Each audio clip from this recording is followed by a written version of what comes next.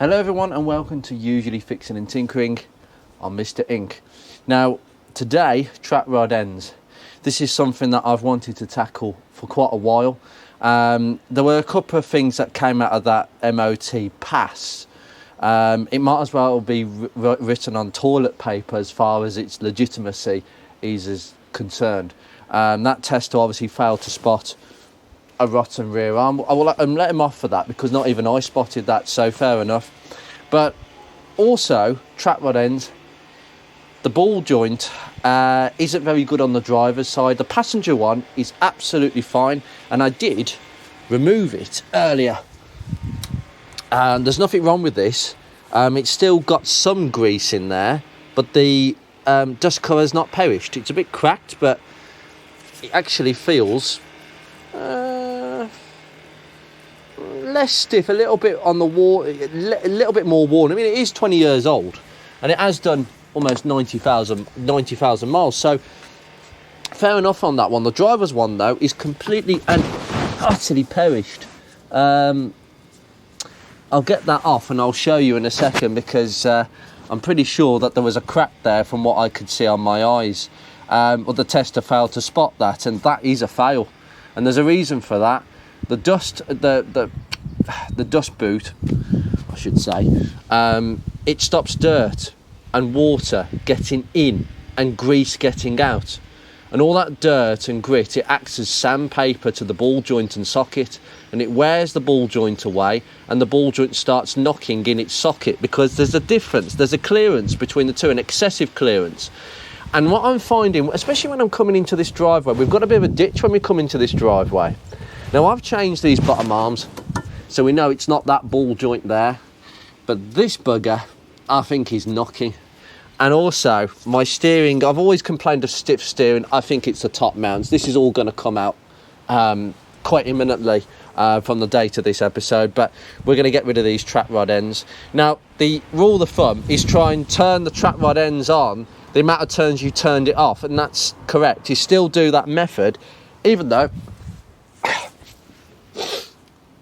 for many years, I've really tossed with this idea because many people do this. You've seen all the videos, how to do your tracking at home by yourself. Alignment, you can test your camber, you can do all sorts of stuff. But really, honestly, on a Mark 1 and many other cars, your caster and your camber, your caster, by the way, is how nicely your steering wheel returns to the centre, believe it or not, and its ability to travel in the forwards direction of beyond the steering axis. Very technical. Put it this way, caster is like a shopping trolley. You know, when you go to the supermarket, you push a shopping trolley and the back wheel's doing this and then it straightens up. That's caster. Caster straightens up on the forward direction of thrust, i.e. acceleration, where the car is actually travelling. Camber is set by the wishbones. However, I did know there was one instance years ago where someone said his camber was off, he changed his arms, he'd done everything else, had it trapped, but the camber was off on the four-wheel Hunter alignment, Hunter Hawkeye. Most garages use these days for their laser wheel alignment. And it was because they didn't put the strut onto the knuckle enough. The pinch bolt went through, but the strut was too high on the knuckle by about a few millimetres, and that was what put his camber out. So watch that. But if you're using quality suspension parts, don't worry about camber and caster on your Mark 1. It is only your toe that you can adjust at the back with the two camber bolts. Oh, by the way, they are adjusted perfectly. Thank you so much, Craig, for that. They have been perfectly adjusted, and we've got the exact amount of toe. By the way, on a Mark 1, toe of the rear wheels is always double the toe in of the front, and because this is front wheel drive, we toe in where the wheels are, if this is exaggerated, pointing inwards towards the front. And the same for the rears. Passive rear wheel steering is a thing with this rear suspension, and your toe in must be double that of the fronts. I think the fronts are sort of 0.10 of a degree, and that's about 0.20, give or take 5 or 10 degrees. The point is, whatever the toe in at the back is, it must be half at the front. Never set your toe and tracking to 0. I'm sorry, there's a very well-known YouTuber, I think I'll narrow it down for you. He works on. He used to work on a fleet of Mondeos, and he did a video. Very, very experienced mechanic, but he really surprised me when he said, "Oh, I just set all my cars to 0, and they'll track dead straight." There's a reason why you tow in. You've got tow in or tow out. On front wheel drive vehicles, your tow in is because when you move forwards, that pulling movement from the transaxle pulls the wheels out. So instead of the wheels pointing in, when you move off, they pull in and go forwards, or pull out and go forwards. With rear wheel drive, it's tow out usually, because your wheels need to be like that, because when you've got that pushing movement from the rear axle, the wheels push in. That's why you have tow in and tow out by literally half a degree, no more than that. That's the maximum. I think most cars are towed into something like 0.10 to 0.30. Some cars are 0 tow in, dead straight, 0. That's fine for them. But if it's not dead 0, and a Mark 1 is not dead 0, it should be tracked perfectly. Now I'm going to do that, but not on my driveway, because I have managed to obtain this piece of equipment, which most of you will be very familiar with. Some people do pieces of string, etc. But you know what, guys? I am kind of sick and tired of paying a lot of money for tracking. I've got 3 cars, and to be honest, I've never done my own tracking, and I should. It's been bugging me for some time. People do it with pieces of string, but goodness me, that is just, oh. When you've got something like this, which is proven, very proven, it has been approved by a lot of manufacturers, even in today's basis. This is probably was invented 50 odd years ago, and it's very simple. You've got a pointer straight here, okay? You've got too much tow out, too much tow in, and you've got the OK section. Now what we want is we want our suspension at the front and the rear should be between 0 and that little marker there. So you see 0.5, you see that mark there where it's sort of in the OK zone? That is 0.25. Your rear suspension should be just to the left of that mark, okay? And the front suspension should be just to the right of the OK. And that's where you track a Mark 1, guys, on this. Now, this requires a flat surface, and this is block paving. It's not good. I'm going to use the land by my garage, which is very flat, and I'm going to do that individually. But basically, you drive over it, and it will just register straight away. The wheels will pull in the in or out. And I have used this to track good old Ruby over there. Her passenger front wheel. You can only track the 2 front wheels on Ruby. The rear suspension being torsion beam is not adjustable for towing. It's not adjustable. But the fronts, the passenger was out, the steering wheel was to the left. After that steering coupler job, I managed to adjust it, track it using this, using the method I'm going to show you here. And it's perfect. Steering wheel dead straight, feels like a completely different car. In fact, the steering is lighter, believe it or not, because the wheels are not dragging, or one wheel's not dragging to the side, basically.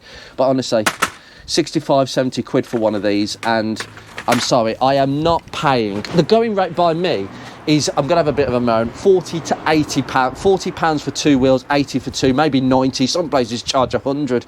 I'm sorry.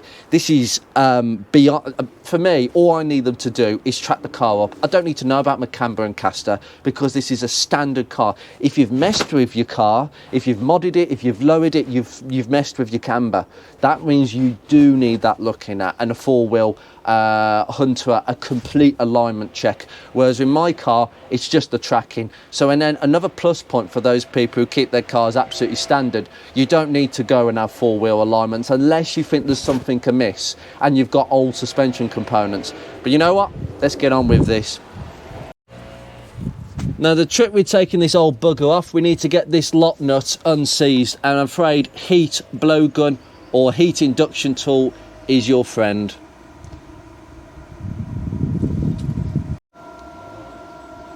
Yeah, nice and hot. By the way, this is a universal coil. It's not pre-wound, so that's why I can stick it over the trap rod, if you were just asking that. They come with a couple in this kit, so you just have to bend it yourself. And yeah, apart from burning out the coil again, Get it really, really hot. What we want, guys, is to make sure that lock nut not only cracks off, but the lock nut also doesn't turn the rod, because what you'll find is that nut will be stuck to the rod, and you unturn that nut and the whole rod, the whole track rod turns. That's not how it should be.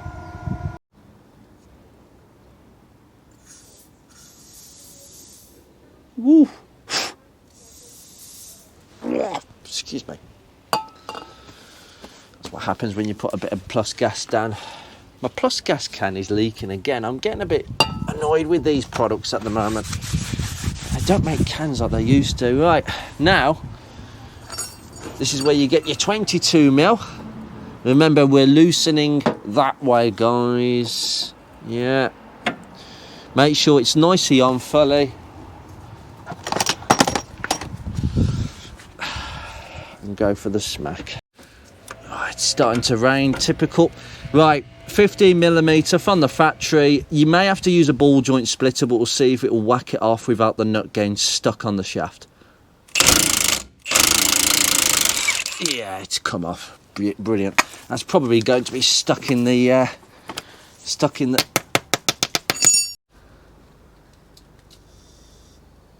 Okay, lovely. Just leave that. Put that nut back on. It sometimes works. There we go, done. Out you pop, Sonny. Oh yeah, it has actually. The whole thing's come apart. Yeah, I thought as much, but there you go. Take that nut off and the whole thing's off. Lovely. So pop that there, and yeah. Okay, so what we're gonna do is 1, 2, 3, 4, 5, 6, 7, 8, 9, 10. I think it was 11 on the other side. 11, 12. 12 and a bit. 12 and a half. Right.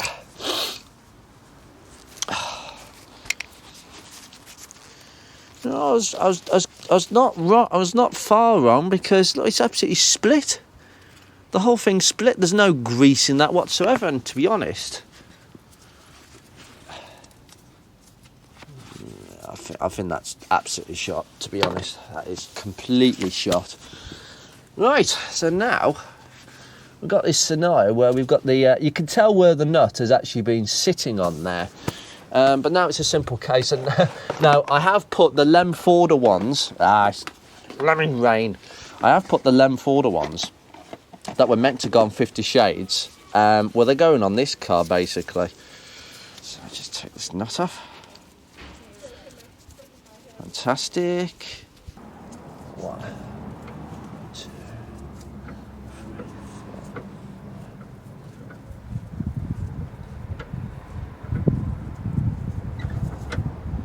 4. Okay, we've got back roughly where we should be, and then we just pop it in. Oh, come on. Okay, lovely. Just use the gun. That's it, just to whiz it in. Then we could do the final torque, which is 50 Newton meters.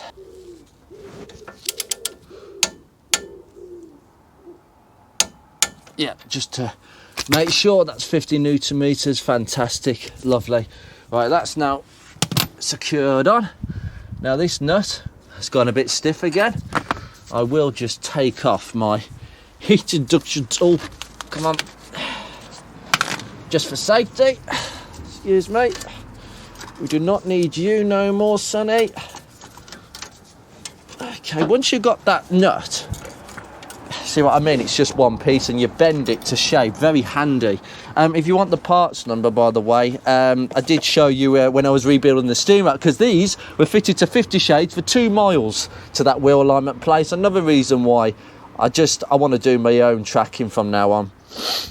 2200202. Now I've got a feeling that the other one for the passenger is 01. This was this side, I believe. At least I think. but you always buy them in pairs, so just look into that. But basically now what I want to do is just tighten this back up. There we go. See, the whole thing has actually started moving again. So what you do is when it starts moving, you've got to get some locking pliers and stop it from moving. You might find that this also moves with it, so sometimes you have to unloose this clip, but we'll see how that goes. Right, that went very well indeed. So I held the rod, tightened up with the lock nut, and that's now butted up against the trap rod. But just about anyway, I will double check. To adjust your tracking, so you put it on that gauge and it's telling you there's too much towing in. Now that passenger side, I've just adjusted up roughly, and there was miles too much towing. No wonder my steering was pulling to the left. This side was the better side. But if you've got too much tow in, you need to bring it back out. So what you do is you have to screw this trap rod in. So if you want less tow in, you've got to screw this rod into this. So basically you've got to turn this rod this way. Oh, it is still moving, right? You've got to do that, okay?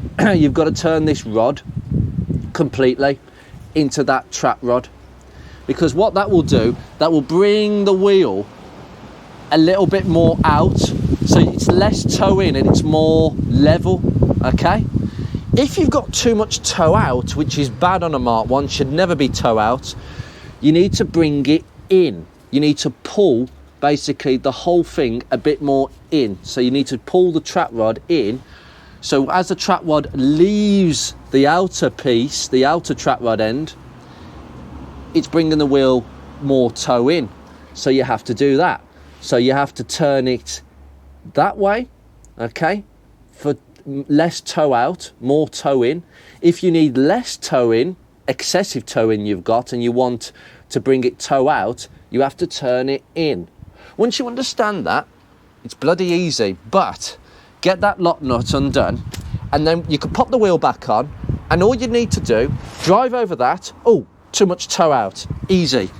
You get in here, jack up the car, get in here, undo that lock nut, adjust it, tighten it back up. You will need to hold the locking pliers and the spanner together because they'll want to fight like I've just shown you.